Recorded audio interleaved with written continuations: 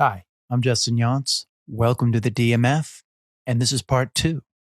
What do you think is the biggest obstacle that actors face today in today's climate with, Zoom?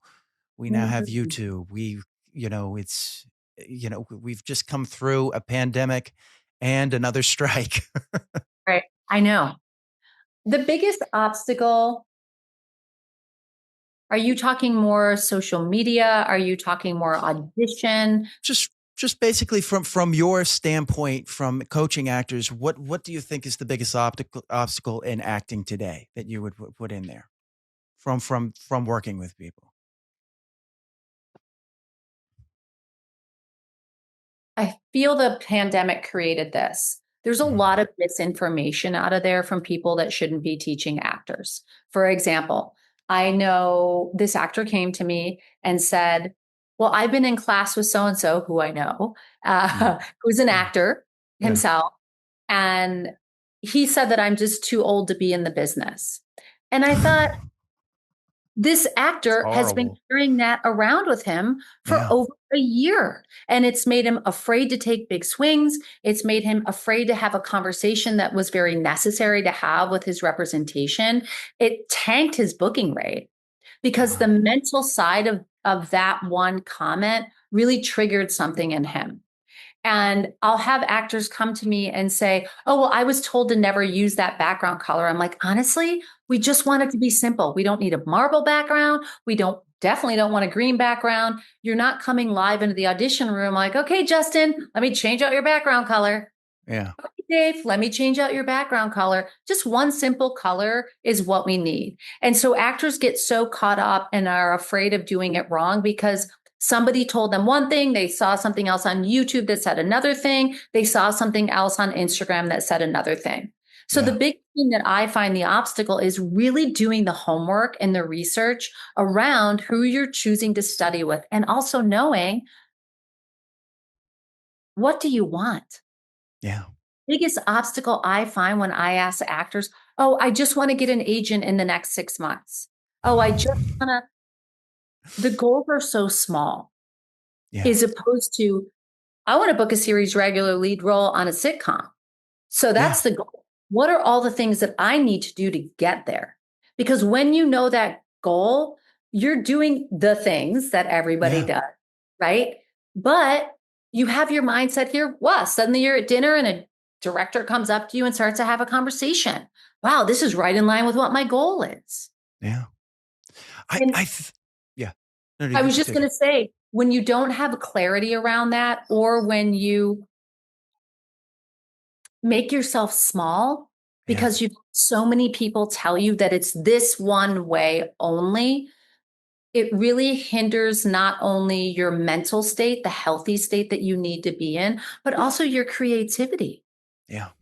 I think part of it comes from the idea of a lot of actors, I'm guilty of this as well, of lucky to be here type of mindset here, especially with when you get an agent or you get a manager, and then sometimes, people will tell you, don't bother them or anything. It's just like, when is it okay to bother? When do I need them to do something, Right.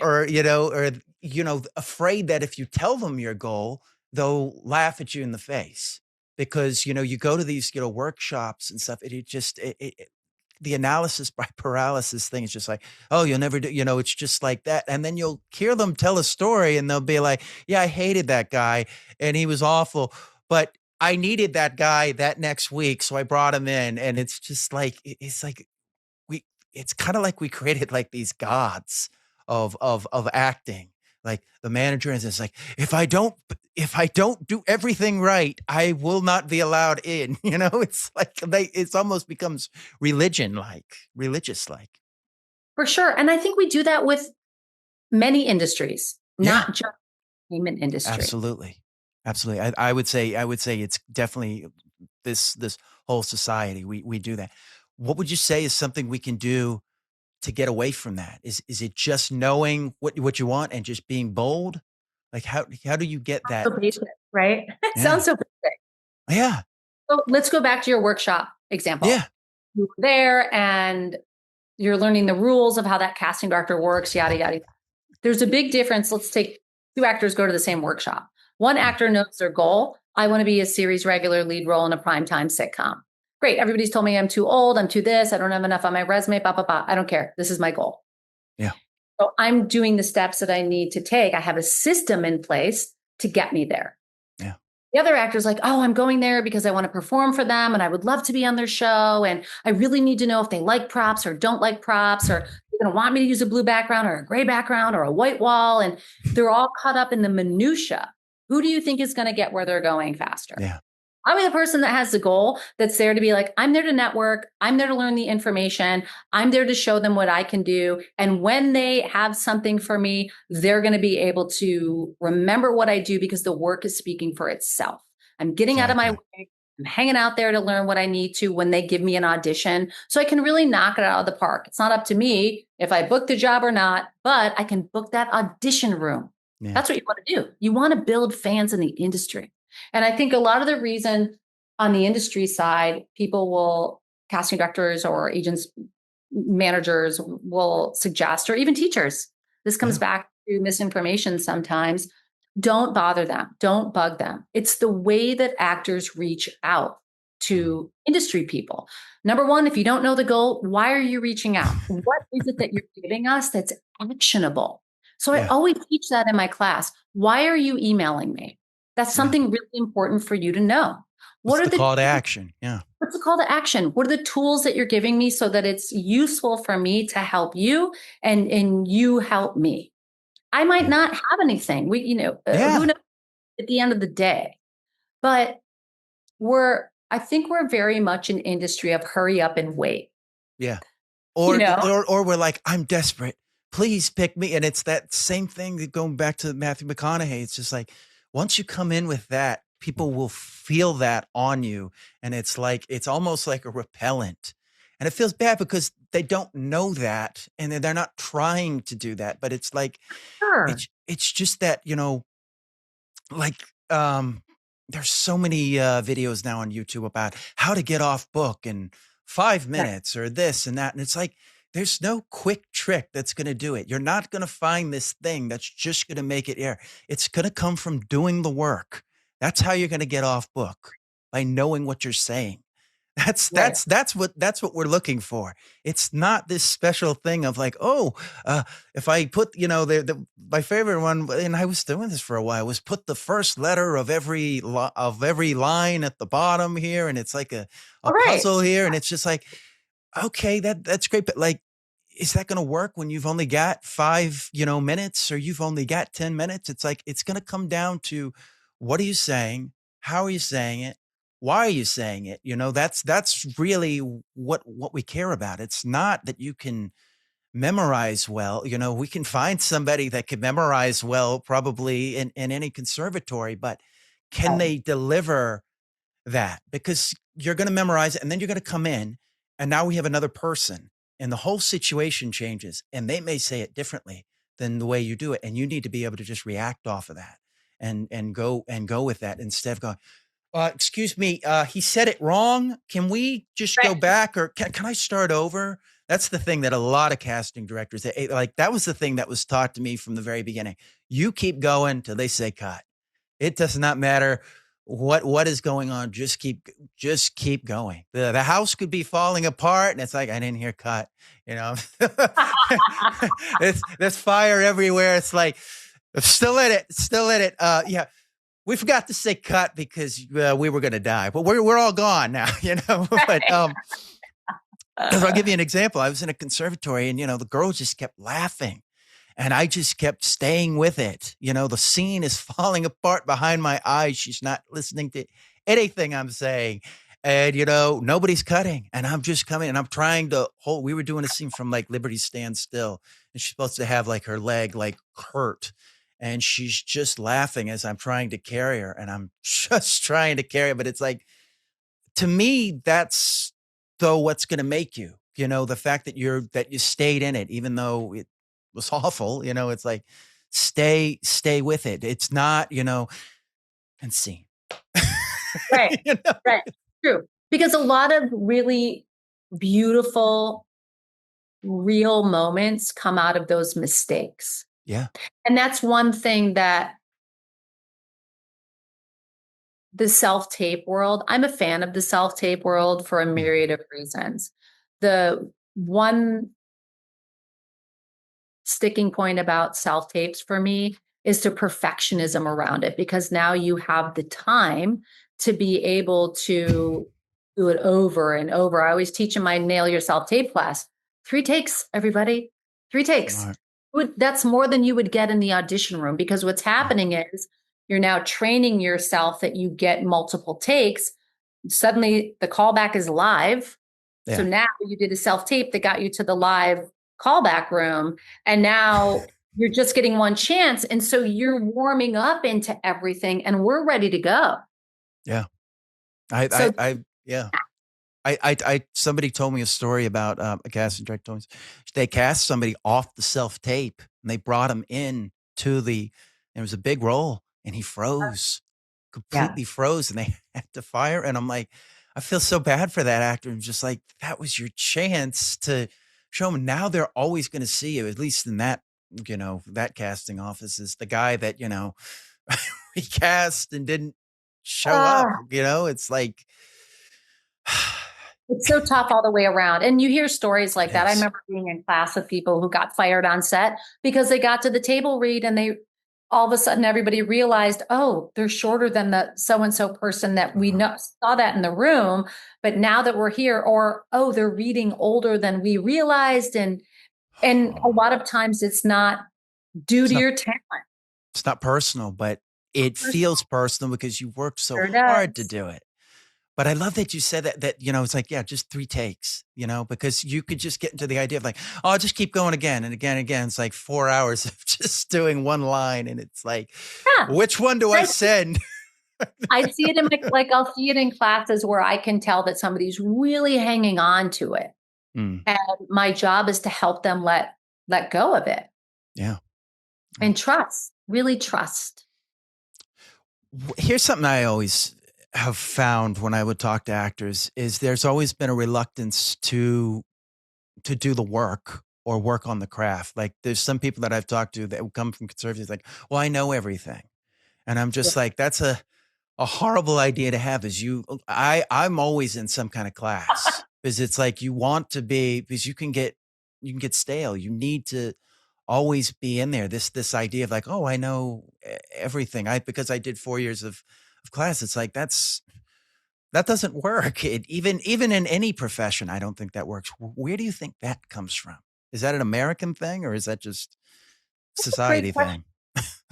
That's a really good question because it's hard. You think? Because unlike I like to relate acting to sports. Mm, And if you want to be a basketball player and be a well-known basketball player, you can pick up that ball and practice every day and get together with people and practice every day and then be by yourself and practice at night. As an actor, you could do the same thing. I just think it's yeah. very challenging. And I don't have Yeah. an answer for that. I even Yeah. find in class, I couldn't get to the self tape because of X. Y, Z. I'm like, okay, I have to. We're all human, and Yeah. even on the casting side, things should hit the fan, and you might Yeah. not get your self tape in time, right? But the biggest thing for me is that you're trying, that you let us know that you're doing your job. But I'll have had actors say to me, no, I don't really, when I get an audition is when I'm acting, or like I'd be really good on set, but you're not in a class, Yeah. not learning anything that's helping you grow and shift and Not learning the make concentration you're gonna have to better. have on a set when everything's going around and a light falls down and, you're gonna have to just keep going. You can't go, "Can we stop? This time Yeah, is money. We have to time is money. we And gotta we gotta move."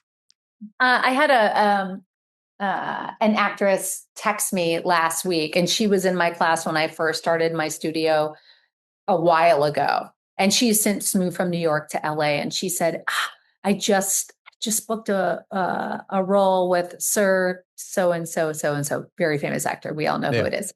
I don't Okay. think I'm allowed to say yet. Yeah, But one of the things that she was saying was, really preparing actors for the set because it's wildly different what you're saying.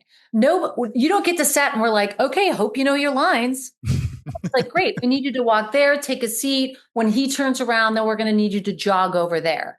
Yeah. So we're just assuming that you got everything ready to go, like we saw in your audition. And so there's so many chain of events that get you to that point, right? On the Yeah. industry side, that is the actor really being prepared for what comes at you and being able to execute any kind of direction and Yeah. repeating. I'm constantly teaching in my classes when I am directing, or last night I was giving some directing notes. And one of the ways that I help actors with direction is just repeat the direction back to me. Use a line from the copy. I talk about this in my book, right? Yeah, I do. And can I tell you, Justin, maybe in a callback room, when I can tell the actor doesn't understand the directions, because I don't. I'm like, wait, I have to like ask the director, like, so do you want them to do X, Y, and Z? Yeah. Then it clarifies for the actor. But I'll see so many actors come in and be confused about it. And it comes back to what you're saying. They want to please everybody. And I understand it. I'm not blaming them.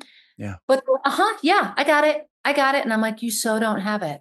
And then what happens is you leave the room and everybody thinks that you can't take direction, which isn't the truth. Yeah. Because talent and the ability to take direction and tell a story got you there. You Yeah. just were nervous or whatever else and needed to take a breath and repeat the direction back because it Yeah. was confusing. Drop into yourself, like you said in here. Yeah, totally. Drop in Drop your in because you got to take that moment. You can't just, okay, I got it. And then I'll go into the, and then I'll do that. Like that frantic energy.